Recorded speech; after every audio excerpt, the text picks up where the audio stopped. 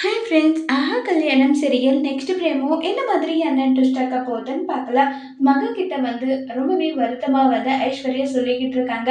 ஒருவேளை கௌதம் தான் மதன் விஷயத்துல எல்லாமே செஞ்சிருக்காங்கன்ற விஷயம் தெரிஞ்சிருந்தா கண்டிப்பா அதுக்கு மேல நான் என்ன பண்ணுவேன்றது எனக்கே தெரியாதுன்னு சொல்லிட்டு ரொம்பவே வருத்தமாவும் ஃபீல் பண்ணியும் பேசிக்கிட்டு இருக்காங்க. இதை கேட்டதுமே மகன் இங்க பாரு, கௌதம் தப்பு பண்ணியிருந்தாலும் அவருடைய தப்பை திருத்திக்கிட்டு வாழறதுக்கு ஒரு வாய்ப்பு நீ கண்டிப்பா கொடுத்தாகணும். அதையும் மீறி கௌதம் உன் கூட வாழ முடியாதுன்னு சொன்னா அதுக்கப்புறம் நீ என்ன முடிவு எடுக்கணுமோ அதை எடுக்கணும். உனக்காகவும் உன் குழந்தைக்கும் இதுதாங்க நல்லதுன்னு சொல்லிட்டு இருக்காங்க. மகா, சூர்யா ஒரு சின்ன தப்பு பண்ணான்றதுக்காக அவரு கூட இப்ப வரைக்கும் நீ சேர்ந்து வாழாம எந்த அளவுக்கு வருத்தப்பட்டுட்டு இருக்க?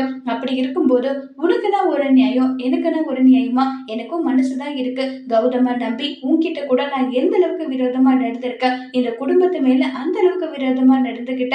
அப்படி இருந்த கௌதம் அவ்வளவு பாசம் வச்சிருந்த என் காதல் உண்மையானது. அதுவே அவர் அதை ஏத்துக்கலனா இதை விட கொடுமை வேற எதுவும் கிடையாது. என் குழந்தைய என்னால நல்லபடியா பார்த்துக்க முடியும், கவனிச்சுக்க முடியும். இனியும் நான் அவரு கூட சேர்ந்து வாழ்றது நடக்காத விஷயம். கௌதம் மதன் கூட சேர்ந்துதான் என்னுடைய கேரக்டரை தப்பா போர்ட்ரேட் பண்ணியிருந்தா இனி அவர் முகத்துல கூட நான் முழிக்க மாட்டேன்னு சொல்லிட்டு ரொம்பவே வருத்தப்பட்ட ஃபீல் பண்ணியும் பேசுறாங்க ஐஸ்வர்யா. இதை மறந்து எப்படி மகா கௌதம் கூட சேர்த்து வைப்பாங்கங்கிறத வரப்போற எபிசோட்ல வெயிட் பண்ணி பார்க்கலாம். தேங்க்யூ.